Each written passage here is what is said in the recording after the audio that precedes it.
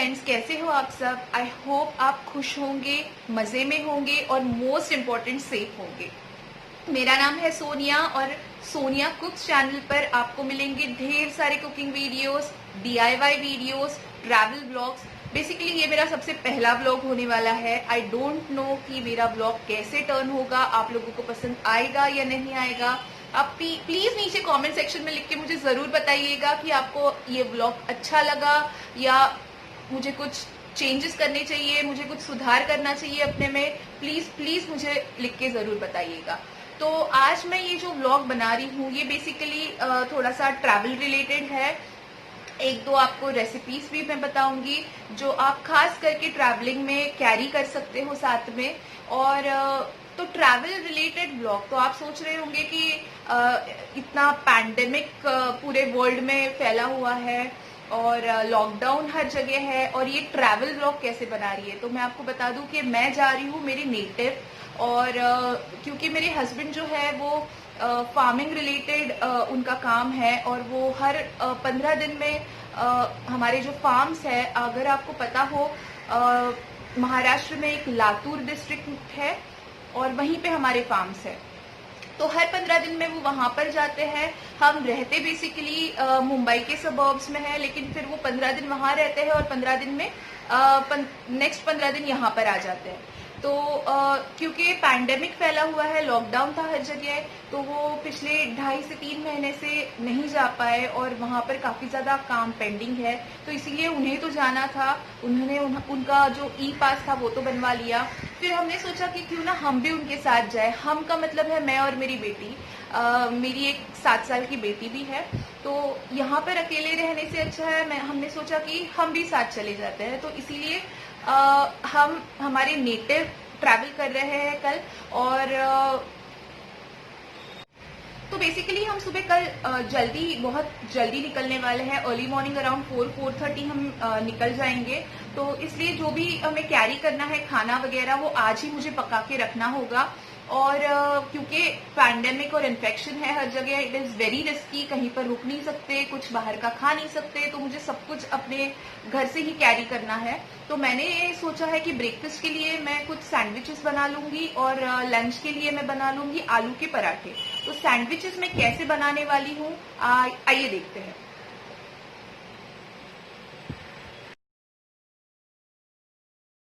तो यहाँ पर मैंने आलू उबालने रख दिए थे पराठों के लिए। और मैंने देखा तो यहाँ पे बहुत सारे बर्तन थे साफ़ करने के लिए। तो चलिए पहले बर्तन क्लीन कर लेते हैं। बर्तन का ऐसा है ना, आप जितने भी बर्तन धोए वो कम ही नहीं होते, घटते ही नहीं है। इनफैक्ट उनकी जो क्वांटिटी है वो बढ़ती ही जाती है। खैर वहाँ पर आलू उबल रहे थे और यहाँ पर मेरे बर्तन भी साफ़ हो गए। तो ये देखिए, ये सारे बर्तन हो गए हैं और यहाँ पर आलू भी हमारे उबल के तैयार हो गए थे। तो लगभग आधा किलो के आसपास मैंने आलू यहाँ पे उबाले हैं और इनको मैं पहले निकाल लूँगी इस तरह से प्लेट में, और इन्हें ठंडा कर लूँगी और फिर इन्हें पील करके ग्रेट कर लूँगी। तो मैं हमेशा प्रेफर करती हूँ कि आलू पराठों के लिए आलू जो है वो ग्रेट करके लूँ।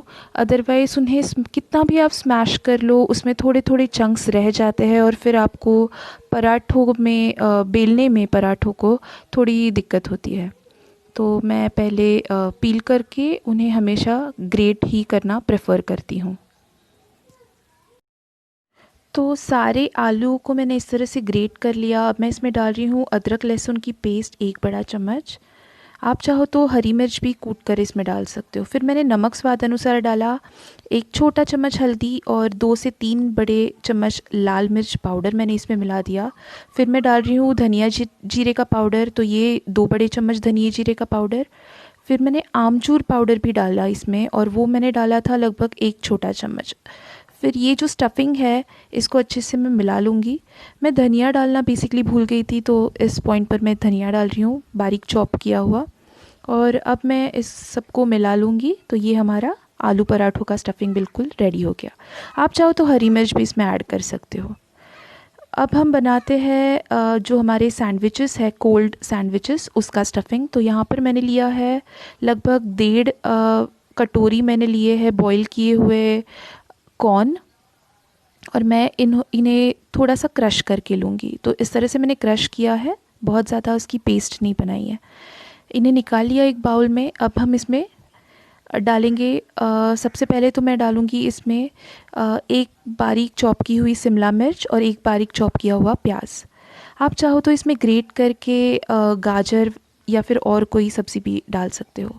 फिर मैंने 2 बड़े चम्मच दही डाला है, इसमें गाढ़ा दही होना चाहिए। फिर इसमें डाल रही हूँ मेयोनीज़। तो लगभग 100 ग्राम्स का मेयोनीज़ का जो सैशे था वो पूरा इसमें डल गया। और 1 छोटा चम्मच मैंने डाली है काली मिर्च की पाउडर। फिर डाला है नमक, बस। और इसे अच्छे से मिला लेंगे तो ये सैंडविचेस का जो स्टफिंग है वो बिल्कुल रेडी हो जाएगा। आपको बस इसको सैंडविचेस पे स्प्रेड करना है। चाहो तो आप टोस्ट कर सकते हो या फिर वैसे भी खा सकते हो। अच्छा, मैंने इसमें थोड़ा सा चीज़ भी मिला लिया था, ग्रेट किया हुआ। ये बिल्कुल ही ऑप्शनल है, आप चाहो तो डाल सकते हो या फिर इसे स्किप भी कर सकते हो। बस इसे मैं फ्रिज में रख दूँगी और सुबह सुबह मैं इसे पैक करके ले लूँगी और गाड़ी में ही बैठ के आराम से स्लाइसेस पे स्प्रेड करके हम इसे खा सकते हैं। तो ये हो गया हमारा सैंडविचेस का स्टफिंग रेडी। तो यहाँ पर मैं बना रही हूँ आलू के पराठे। तो इस तरह से मैंने एक लोई ले ली थी आटे की और इस तरह से फैला लूँगी या लोई को, और उसके अंदर स्टफिंग का एक बॉल ले लिया स्टफिंग का, और उसमें मैं भर के हमारे जो रेगुलर आलू के पराठे हम जैसे बेलते हैं उस तरह से बेल के उन्हें घी के साथ मैं फ्राई कर लूँगी। आप आलू पराठे बनाते वक्त हमेशा ध्यान रखिए कि आटे की जो लोई होती है उससे जो स्टफिंग की लोई होती है वो बड़ी होनी चाहिए, और थिक ही रखना है। पराठे है तो थिक ही होते हैं, तो इस तरह से थिक ही रखिए। और घी के साथ मैं इन्हें रोस्ट करती हूँ। आप चाहो तो इसमें बटर का यूज़ कर सकते हो या फिर सिंपल ऑयल के साथ भी इसे रोस्ट कर सकते हो। तो आप आलू पराठे बनाते वक्त इसमें काफ़ी सारे वेरिएशंस भी कर सकते हो। आपके बच्चे अगर वेजिटेबल्स नहीं खाते तो आप इसमें ग्रेट किया हुआ गाजर ऐड कर सकते हो या फिर गोभी ग्रेट करके इसमें डाल सकते हो। आप चीज़ भी इसमें डाल सकते हो ताकि चीज़ से जो है कोई भी चीज़ बच्चा बहुत जल्दी खा लेता है। तो ये रहा मेरा पराठा रेडी हो गया। तो इस तरह से मेरे सारे पराठे रेडी हो गए थे। और ये रहा हमारा सैंडविचेस का स्प्रेड, ये रहे पराठे। तो बज रहे थे सुबह के 4:30 और ये था बाहर का नज़ारा कुछ ऐसा, बिल्कुल अंधेरा और कोई भी बाहर नहीं था।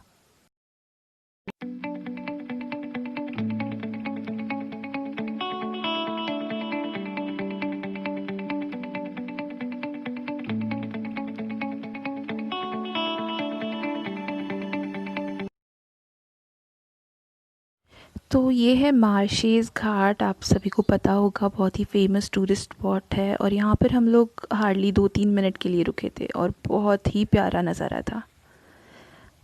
सब जगह ग्रीनरी थी और काफ़ी ज़्यादा फॉग भी था रास्ते पे। ये देखिए इतना अच्छा लग रहा था, बहुत अच्छा एटमॉस्फियर था, फॉगी फॉगी सा था एकदम। अरे पण मी कधीतरी झोपते का विशाल? नेहमी नेहमी का असं बोलतो तुम्हाला? नेहमी झोपते आपण का रोज मी रोज जातो कधीच बाहेर? नाही झोपत गाडीत, गाडी रोज स्पेशली रोज तुमच्या गाडी बाजूला असताना. आपण रोज रोज गाडीमध्ये जात नाही. हो. कधी कधी जातो त्यावेळेस तुला झोप बोललं की लगेच म्हशीसारखे हाड करून झोपते. नहीं झोपत नाही. हेलो फ्रेंड्स, तो अभी अच्छी खासी धूप निकली है और हम लोग लगभग 4:30 बजे के आसपास घर से निकले थे और अभी बज रहे हैं 7:45 और अभी एक चेक पॉइंट पे हमें रुका है। बहुत अच्छा काम कर रहे हैं यहाँ पे पुलिस वगैरह भी। बहुत सारी जगह पे चेक पॉइंट्स है, चेकिंग अच्छे से हो रही है। हमने पास पहले ही निकाला था तो, लेकिन फिर भी चेकिंग हो रही है तो इट इज़ गुड। तो इस तरह से हमने ग्लास पे जो है ई पास लगा के रखा है। ये एक चेक पॉइंट है जहाँ पे हम लोग रुके हैं और देखिए इस तरह से पुलिस बैठे हुए हैं हर जगह पे। देखो सब जगह पे इस तरह से बैरिकेडिंग भी करा के रखी है और सबकी चेकिंग हो रही है अच्छे से। तो तो अभी अभी हमने पास एक्चुअली हमने यहाँ पे ग्लास पे लगा के रखा था, लेकिन उनको दिखाना था वहाँ पर जाके, तो हमने फोटो निकाल के दिखाया विशाल ने। और वहाँ पे काफ़ी सारे ऐसे लोग थे जिनके पास नहीं था और मेडिकल कंडीशंस के लिए उनको जाना था, तो बहुत वो लोग प्लीड कर रहे थे उनके पास, लेकिन पुलिस ने नहीं सुनी। And it is good actually, क्योंकि ये अच्छा इनिशिएटिव है कि ऐसे पैंडेमिक में, लॉकडाउन है, उसमें भी अगर आप बिना फॉर्मेलिटीज़ के बाहर निकल रहे हो तो इट इज़ नॉट गुड। और पुलिस भी अच्छे से सब चेकिंग वेकिंग कर रही है। तो विशाल गया था पास का फोटो निकाल के, वहाँ पे पुलिस थी बहुत सारी उनको दिखाने। तो क्या पूछा, क्या तुमसे पूछा क्या विशाल? मुझे मेरा स्वरा का और सोनिया का मेडिकल सर्टिफिकेट दिखाना पड़ा। उसके बाद में ई पास का फोटो कॉपी मुझे दिखाना पड़ा उनको। और हम लोग गाड़ी में कितने मेंबर्स है, कहाँ से आ रहे, कहाँ जा रहे हैं, ये सब पूछा गया मुझसे। उसी के बाद में मुझे आगे जाने की परमिशन मिली। तो देखिए, आपको भी अगर बाहर जाना है लॉकडाउन में तो सब पूरी परमिशन, पूरा जो भी उनका प्रोसीजर है वो कंप्लीट करके, मेडिकल सर्टिफिकेट और ई पास लेके ही कैरी करके ही आप बाहर निकलिए। अदरवाइज आपको बिल्कुल भी डिस्ट्रिक्ट को क्रॉस दिया नहीं जाएगा।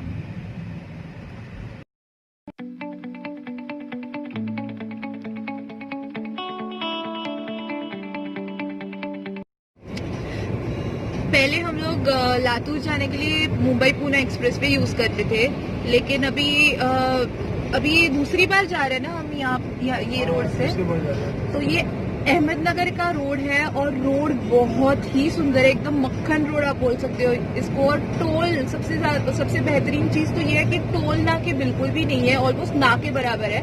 हार्डली 2-3 टोल नाके आपको मिलेंगे और टोल भी बहुत कम है, प्राइस टोल का बहुत ही अच्छा है। तो अगर आप इस साइड बीड या लातूर साइड आपको जाना है तो मैं रिकमेंड करूंगी आपको इस रास्ते से जाए, बहुत ही अच्छा रास्ता है। आपको दिखा देती हूँ मैं रोड्स भी कैसे हैं। सो पूरी टाइम हमें ऐसा ही रोड मिला है, पूरी टाइम। तो अभी हम लोग ऑलमोस्ट 175 किलोमीटर्स हमने क्रॉस किया है और हमें एक जगह पे 40 रुपीज़ का टोल भरना पड़ा, दूसरी जगह पे 35 रुपीज़ का हमने टोल भरा। तो टोटल हमने कुछ 75 रुपीज़ का टोल हमने भरा। और अगर हम एक्सप्रेस वे से जाते तो शायद हम अब तक ऊना तक पहुंचते और वहां पर हमें अप्रोक्सीमेटली पहुंचते 300 रुपीज़ का टोल भरना पड़ता था। सो मैं रिकमेंड ज़रूर करूंगी ये रोड आपको। और अगर आप रास्ते कंपेयर करें तो ये रोड भी बहुत ही अच्छा है। देखिए इस तरह से प्याज को इन्होंने स्टोर करके रखा है। छोटा सा गांव जैसा है यहाँ पे, देखो बहुत सारे खेत भी है, कितना अच्छा लगता है ना यहाँ पे, एटमॉस्फेयर भी बहुत अच्छा है।